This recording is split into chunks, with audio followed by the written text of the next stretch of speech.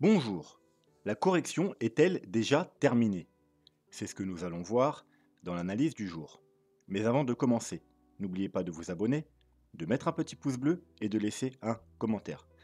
Alors, pour ceux qui n'étaient pas là hier, les vidéos vont un petit peu changer, donc il y aura des vidéos plus régulières, mais plus courtes, sauf le lundi où bien évidemment ce sera toujours un peu plus long. Mais sinon, voilà, on fera une petite analyse rapide du court terme, des vagues d'Elliott, et puis un petit peu chaque jour, un ou deux indicateurs sur le weekly. Voilà, on ne fera pas le weekly comme d'habitude tout le lundi, mais on le répartira sur la semaine. Voilà, donc aujourd'hui la vidéo va être très courte, surtout que j'ai un peu mal à la tête. Donc je ne voulais même pas faire de vidéo, mais je me suis dit, j'ai dit que je ferais une vidéo, donc je fais ma vidéo. Donc on va essayer d'être rapide. Voilà, donc sans perdre de temps, on passe sur la cryptomap. La cryptomap du jour, rebond depuis hier soir. Alors après la vidéo, on a continué la chute, puis il y a un rebond qui s'est enclenché. Bien évidemment, l'ensemble des altcoins pratiquement ont suivi le rebond. Et on a notamment DYDX qui continue à performer. Alors lui, je ne sais même pas s'il a corrigé parce qu'il était déjà très haut hier et il continue sa petite ascension avec encore 27% pour la journée, FTM 15%, Mina 15%, IMX 15%. Bref, on a quand même un joli rebond avec beaucoup de 10 à 15% et le reste c'est du 2 à 5%. Le crypto-fear, il n'y a pas grand chose. On est à 51, hier on était à 61. Tout simplement parce que vous savez que le crypto-fear retarde d'une journée. Donc hier on a chuté fort, enfin on a quand même chuté dans la journée. Du coup, forcément, les gens étaient un peu moins euphoriques, ils étaient un peu plus dans la peur. Donc il a diminué de 10, mais c'est juste parce qu'il a un jour de retard. Si on ne rechute pas avant demain, demain il va sûrement remonter. Bref, quoi qu'il en soit, comme je vous l'ai dit hier, le crypto-fear, il va pas nous servir maintenant tant qu'il est entre les 50 et les 80, il va pas nous servir à grand chose, donc on regardera juste par curiosité, mais voilà, les niveaux qui nous intéressent, c'est vraiment 40 en cas de correction et ensuite 80 en cas de forte hausse. On va passer donc directement au Bitcoin, mais avant ça, on va aller jeter un petit coup d'œil rapide au dollar, très rapide. Comme vous savez, le dollar, il n'y a pas besoin forcément d'aller le voir tous les jours.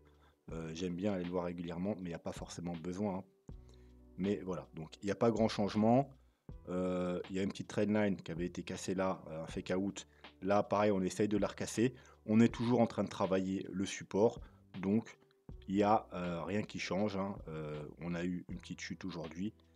D'ailleurs, vous voyez, des fois, c'est corrélé, hein. On a une chute sur le dollar.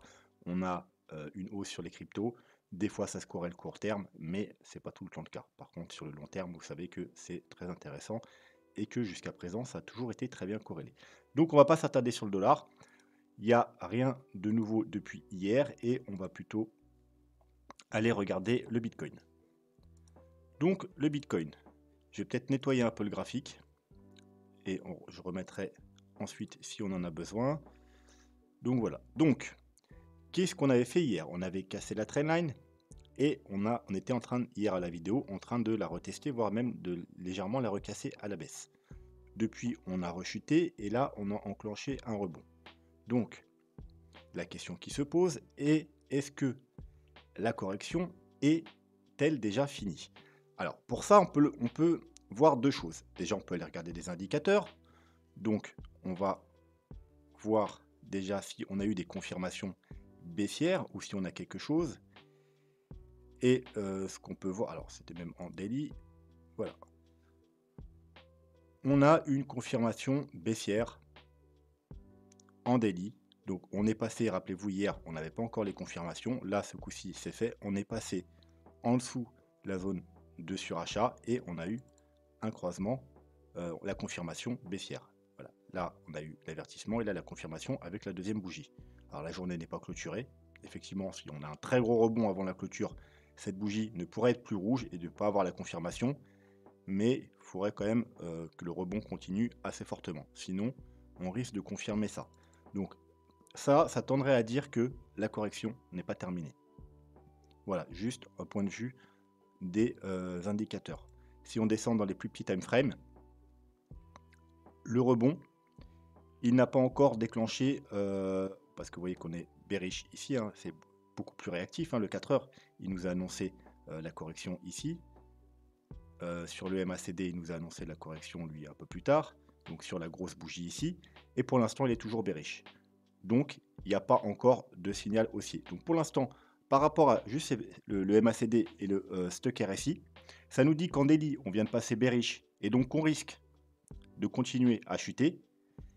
Et le rebond, pour l'instant, il n'est pas assez puissant pour nous dire que on va continuer. On va avoir un plus gros rebond. Donc pour l'instant, c'est juste un rebond. Et juste par rapport aux indicateurs, c'est plutôt bearish. Au moment où je tourne la vidéo, bien sûr. Dans quelques heures, comme je vous ai dit, ça pourrait changer. Ensuite, par rapport un peu à la psychologie du marché, il y a deux scénarios. Et ça tombe bien parce que en vague d'Elliott, j'ai deux scénarios et les deux corrèlent parfaitement. Je vais vous expliquer. Quand on est dans un début de bull run, et ça je vous le dis souvent, en général, la plupart du temps même, les corrections sont très faibles, que ce soit pour les vagues 4 ou les vagues 1, tout simplement parce qu'on ne veut pas laisser les gens qui ont loupé le train rentrer dans le train. Voilà. Donc ça, c'est quelque chose à avoir en tête. Donc les corrections n'atteignent rarement les niveaux qu'on attend, que les gens attendent, parce que si on leur donne leur niveau qu'ils attendent pour acheter, eh bien ils peuvent rentrer dans le train. Et nous, on ne veut pas. Voilà. Donc là, il y a deux possibilités. Soit le marché, il veut chasser les acheteurs qui sont déjà dans le train, c'est-à-dire ceux qui sont rentrés assez tardivement, hein, donc sur ce niveau-là.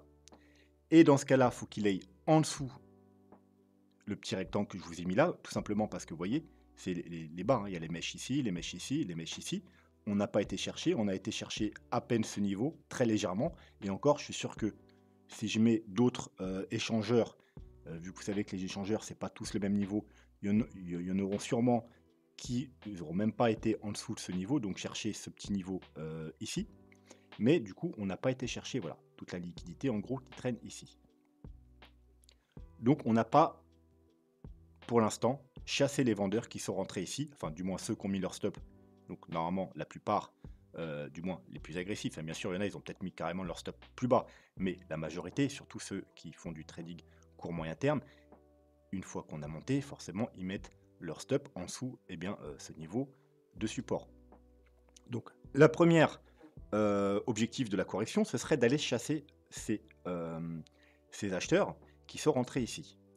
Mais si on fait ça, ça laisse la possibilité à tous les autres qui ne sont pas rentrés ici ou plus bas, de rentrer sur un niveau de support intéressant. Voilà, parce que les gens qui font un minimum d'analyse, ils savent qu'il y a la liquidité ici, et ils savent qu'on peut revenir, mais juste chasser les acheteurs, peut-être même faire une petite mèche, remonter vite, et ensuite reprendre la hausse une fois qu'on a viré tout le monde. Et donc il y a des gens qui attendent probablement ces niveaux. Et ça leur laissera l'occasion de rentrer. Donc, c'est pour ça que je vous dis qu'il y a deux possibilités. Soit on y va pour chasser les acheteurs, mais ça laissera entrer les autres, ou soit on n'y va pas. Donc, eux, ils restent là, mais ça empêche les autres de rentrer parce que la correction est vraiment faible. En général, quand on buy the dip, on attend quand même d'aller atteindre des niveaux de support, voire même de casser des niveaux de support et aller chercher un peu plus bas. Voilà, on n'achète pas après une correction de...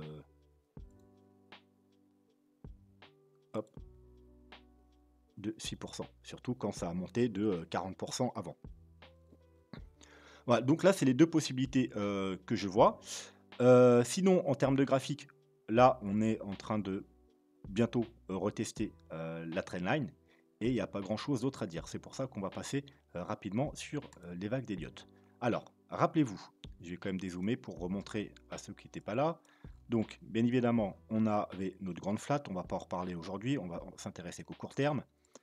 On a potentiellement un bottom ici. Pareil, on va pas parler des scénarios bearish aujourd'hui, on va s'intéresser juste au scénario bullish, le plus probable. Donc, une vague, deux vagues, trois vagues. Depuis quelques jours, on attend notre vague 4, qui est probablement, fort probablement, en train de se construire, et ensuite une vague 5. Donc, on va passer dans les plus petits time frame. Rappelez-vous, l'avant-dernière vidéo, on était ici. Et moi, je vous ai dit, j'attends un dernier push pour finir ma vague 3. On a eu notre dernier push, après une légère correction, et on a eu un push supplémentaire, qu'on a vu hier d'ailleurs. Donc on est venu faire un très léger plus haut, nouveau plus haut. Donc, quand c'est comme ça, que ce soit moi ou quelqu'un d'autre, ou même vous qui faites vos analyses et que ça arrive, il y a deux possibilités. Soit vous vous êtes planté dans vos décomptes, et tout simplement, la fin du décompte est là.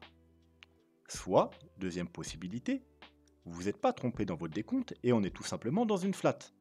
La même chose qu'on a ici en plus grand. C'est-à-dire on a une correction en 3 mouvements, 1, 2, 3, une hausse, 1, 2, 3, on vient faire un léger plus haut, et ensuite seulement on chute en 5 mouvements. C'est une flat. Ça maintenant vous connaissez si vous suivez ma chaîne. On en parle depuis plus d'1 an de cette flat. Et bien là, on est possiblement en train d'avoir la même chose à plus petite échelle. On a une correction en 3 mouvements, une hausse en 3 mouvements, et on va passer en plus petit time frame. Et pour finir, une dernière vague en 1, 2, 3, 4, 5. Donc là, on a potentiellement, je vais vous la dessiner pour que ce soit plus lisible,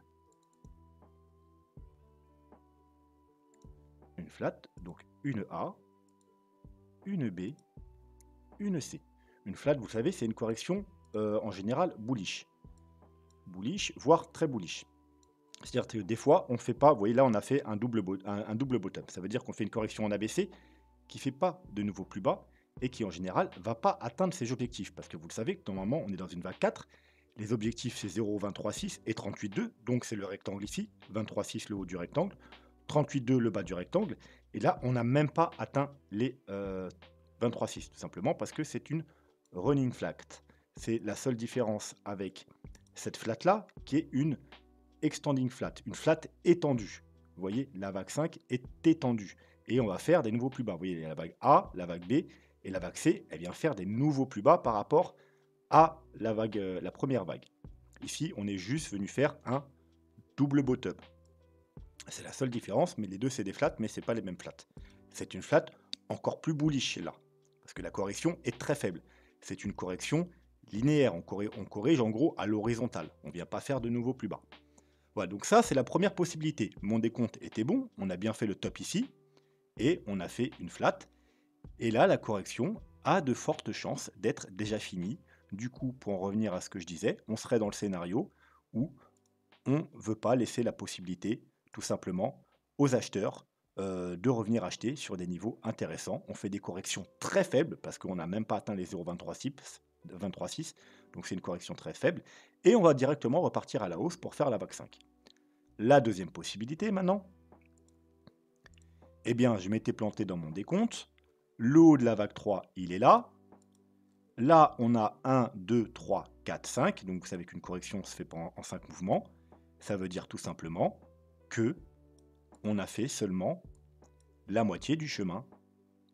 Vous savez qu'une ABC, alors, on peut être dans autre chose qu'ABC, mais en général, on part sur une ABC, surtout quand on voit 5 mouvements. On a fait une A. Là, on est tout simplement dans une B. Et ensuite, on aura notre C, on fera un plus bas, parce qu'en général, 3/4 du temps, une ABC classique va faire des nouveaux plus bas, et ira chercher nos objectifs, donc les 23,6, et ira chercher, vous voyez, si on va au 23,6, on vient prendre la liquidité ici. Donc, deuxième scénario, prendre la liquidité. Donc voilà, deux scénarios Elliott Wave, deux scénarios par rapport à la psychologie de marché, les deux vont ensemble, on est soit dans l'un, soit dans l'autre. Je pourrais pas vous donner plus de probabilité que l'un ou l'autre se réalise. Pour ça, il faudrait que je passe quelques heures à faire les décomptes et voir en termes d'Elliott Wave lequel est le plus probable, chose que j'ai pas fait.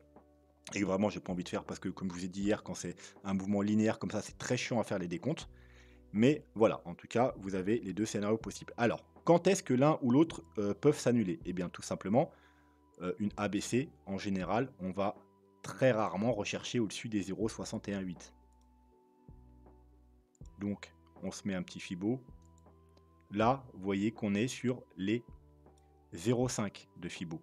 On a passé les 0,2, 0,5. Et vous voyez, il y a un petit peu de... On commence déjà à ralentir. On peut aller, bien entendu, chercher les 0,618 sans problème. Si on casse les 0,618, donc les 23 400 $ tout rond, les probabilités qu'on soit dans une ABC, diminue. Et là, on aura probablement trouvé le bottom. Alors, diminue, ça ne veut pas dire qu'elle s'annule, hein, elle diminue. Ensuite, si on casse les 0,78,6, donc les 23 600 $, elle diminue encore plus. Et là, la probabilité qu'on soit dans une flat déjà terminée devienne assez importante. Voilà. Donc, soyez prudents. Essayez d'éviter de faire des achats dans cette zone, parce que s'il y a rejet, ce sera... si on est dans le plan où on doit faire un nouveau plus bas, on sera sûrement rejeté de cette zone. Ça veut dire soit maintenant, soit au 0,618, soit au 0,786. Si on casse les 0,786, on ira potentiellement faire des nouveaux plus hauts. Ensuite, d'un point de vue graphique, si on passe déjà les 61,8, comme je vous ai dit, niveau important, les 23 400, on se retrouverait également au-dessus de la trendline. Vous voyez, 23 400, on serait au-dessus de la trendline, et les 78,6, 23 600, on serait au-dessus de la trendline. Donc, graphiquement également, ça voudrait dire que potentiellement, on a trouvé le bottom ici. Donc, qu'est-ce qu'on aurait fait hier? C'est tout simplement ce qui arrive souvent sur une trendline ou quelque chose qui est très regardé. On casse, on fait un fake out, on laisse tous les abrutis, excusez-moi du terme, qui veulent rentrer trop vite sur une cassure de trendline, qui regardent les mauvais time frames, par exemple, comme je vous ai dit hier, qui regardent une heure, qui se disent c'est bon, on a cassé, on a une ou deux bougies qui clôturent au-dessus, la cassure est validée. Oui, sauf que c'est une trendline weekly, donc ça ne se regarde pas en une heure, mais grand minimum en daily. Et en daily, on est passé, la bougie de confirmation, on l'a pas eu, on est directement, voilà, ça s'appelle un fake out. Donc ça arrive souvent. En gros, on fait rentrer tous les abrutis, on les ressort direct, et ensuite on peut rentrer, et les gens, vu qu'ils ont été choqués ici, bah, ils ne rentrent pas, et là on peut partir tranquillement. Des fois, il y a même double fake out, hein, pour être sûr que, voilà, que vous avez bien compris la leçon. Donc on pourrait être dans ce scénario-là, bien évidemment. Il y a autre chose que je voulais dire, mais j'ai oublié. C'était avec les Fibo.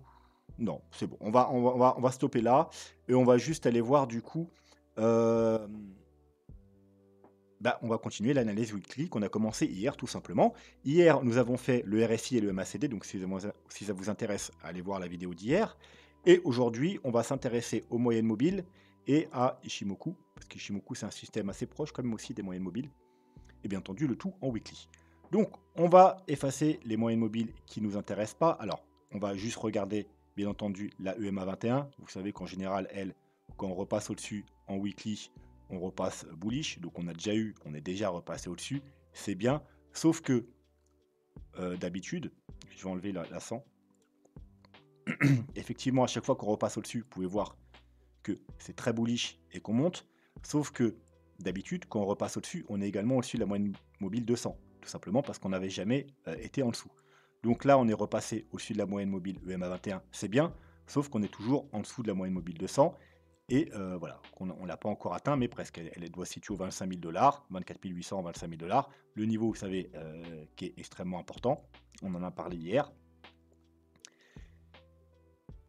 Et donc, on n'est pas tout à fait dans le même cas de figure. Certes, on est censé être bullish long terme maintenant qu'on est au-dessus de la EMA 21, mais on est toujours en dessous de la MA 200, qui est encore plus importante, puisque c'est elle qui avait fait support durant les précédents, toutes les précédentes chutes. Celle-là, vous voyez, on fait juste une mèche, mais hop, on remonte. Là, double support. Là, double support avec des mèches, on remonte en weekly. Et là, c'est juste une très grosse résistance, du coup, qui est aux 25 000 $.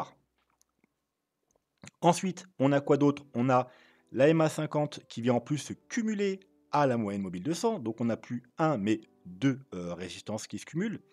Et on voit que soit on va croiser, soit elles vont se chevaucher avant de remonter si on continue la hausse.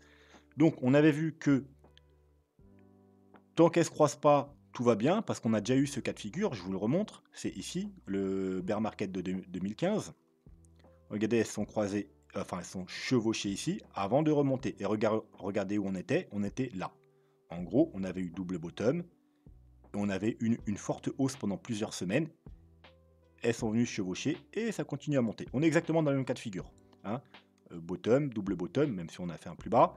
on a eu plusieurs semaines de hausse et elles viennent se chevaucher. Donc pour l'instant, tout va bien. Encore une fois, la différence, c'est que on était au-dessus euh, des moyennes mobiles. Vous voyez ici, la confirmation, excusez-moi, la confirmation est simple, c'est quand on repasse au-dessus de la moyenne mobile 50. Vous voyez, on est en dessous de la moyenne mobile 50, on vient s'appuyer sur la moyenne mobile de 100, on vient s'appuyer sur la moyenne mobile de 100, on passe au-dessus de la moyenne mobile 50, et vous pouvez vous en servir comme confirmation, après tout va bien. Seulement, voilà. Là, on est en dessous des deux moyennes mobiles. Donc, bien entendu, la confirmation se fera seulement quand on passe au-dessus des deux moyennes mobiles. Si on devait rechuter, il risquerait d'y avoir un croisement. Alors, est-ce que une sorte de death cross, c'est pas une death cross parce que le death cross, vous savez que c'est qu'en daily, mais c'est une sorte de... c'est une mauvaise cross, voilà. Une cross pas bonne. Une cross bearish, une bearish cross. Alors, est-ce que c'est si bearish que ça? Eh ben, on ne peut pas le savoir sur le Bitcoin, tout simplement parce que ça s'est jamais produit. Voilà. Donc, pour savoir si c'est quelque chose de bearish ou pas, il faut aller voir un autre actif. Donc, j'ai choisi le S&P, parce qu'il a énormément d'historique, donc on peut être pratiquement sûr que ça s'est produit. Et ce qu'on peut voir, c'est que ça ne se produit pas si souvent que ça. Que la moyenne mobile 200 weekly, vous voyez, fait support ici, fait support ici. Là, on est allé légèrement en dessous, effectivement, on est remonté. Là, légèrement en dessous, on remonte. Là, on est bien allé en dessous durant des gros crashs. Mais sinon, en général, elle fait quand même bien son travail. Vous voyez qu'elle fait support, support, support, support. Là, en dessous, c'est tous les gros crashs, hein, vous voyez. Là, c'est le crash de 2008, par exemple. Hein. C'est pas des petits crashs. Hein.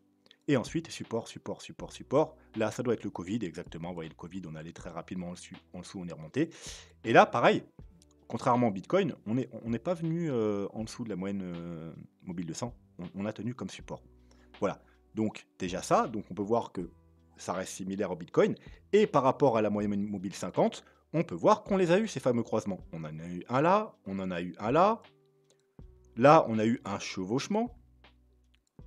Là, on a eu un croisement. Là, on a eu un croisement. Bref, on en a eu des croisements. Donc, qu'est-ce qui s'est passé durant ces croisements?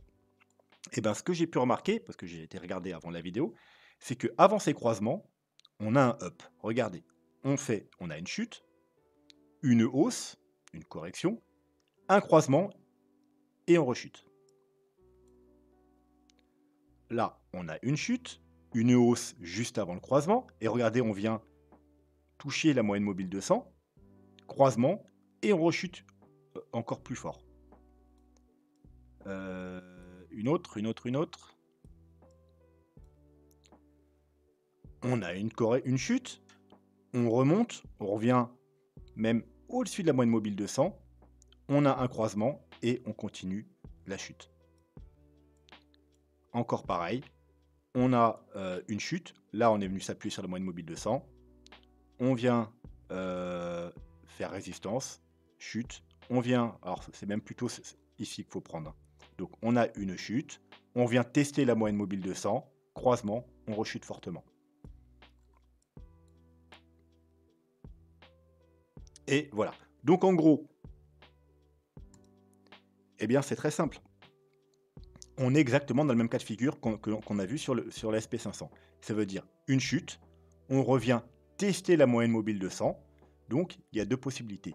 Ça croise, et si ça croise et qu'on est toujours en dessous, eh bien il y a de fortes chances que ça se termine pareil, qu'on reparte à la baisse.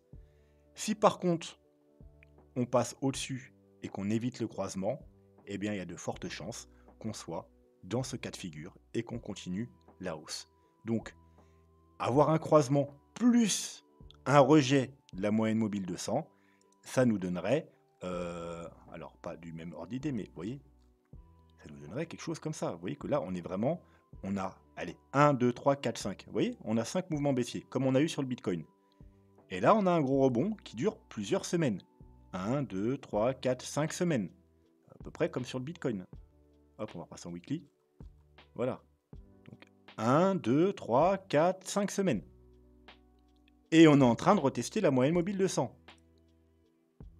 Vous voyez qu'on est exactement dans ce même cas de figure. Donc 5 mouvements baissiers, on reteste la moyenne mobile de 100, ensuite il y a le croisement, et on continue la chute. Voilà. Donc pour éviter ça, il faudra tout simplement repasser au-dessus de la moyenne mobile de 100 et de la moyenne mobile 50 et éviter un croisement. Ça veut dire que qu'elle se chevaucherait, parce que de toute façon, si on continue la hausse, elle va sûrement, vous voyez qu'elle est en train de ralentir la chute, elle va sûrement, alors je vais mettre un petit dessin, tac, tac, tac, elle va sûrement faire ça, hop, elles vont se chevaucher, chevaucher, puis elle va remonter. Voilà, on évitera un réel croisement. Voilà, donc pour les moyennes mobiles, weekly, c'est tout. Donc à tout prix, repasser assez rapidement au-dessus des 25 000 $. Et pour Ishimoku, pour terminer la vidéo, eh bien, comme on avait vu, hein, oula, on va effacer ça, on va enlever le graphique pour y voir plus clair. Comme on avait, alors, ça ne veut pas me laisser tranquille, hop, on va recommencer une dernière fois. Comme on avait vu, premier signal haussier, c'est bien sûr quand on arrive à passer au-dessus de la Tenkan. Gros signal haussier, c'est le passage au-dessus de la Kijun. Voilà, maintenant vous allez me dire, là on s'arrête dans le vide, au milieu de rien. Eh bien non, parce qu'il faut regarder en arrière. Regardez la legging span, elle est coincée sur le prix et sur la Tenkan. Vous savez que c'est la dernière confirmation pour être réellement bullish. Et voilà, donc là, on a résistance tout simplement au 24. C'est normal, c'est la zone des 24, vous voyez, jusqu'à 25 000 $. Toute cette zone-là, la lagging span, de 24 à 25 000 $, elle va y trouver de la résistance. Donc c'est normal qu'on ait un petit moment de résistance. Si par contre, on passe les 25 000 $, la Tenkan, elle n'aura plus rien jusqu'aux 32 000 $. Donc du côté de la Tenkan, on sera tranquille. Et au contraire, elle aura du support à ce niveau-là, donc aux 22 000 $. Ça veut dire qu'après, tant qu'on reste aux 22 000 $, au-dessus des 22 000 $, la Tenkan, elle est nickel. En ce qui concerne le cours actuel et la Kijun, eh bien, si la Tenkan passe au-dessus des 25 000 $, nous, on n'a plus rien jusqu'aux 27 500 $. Donc, en gros, c'est le niveau dont on parle depuis plusieurs jours, c'est les 28 000 $. Voilà.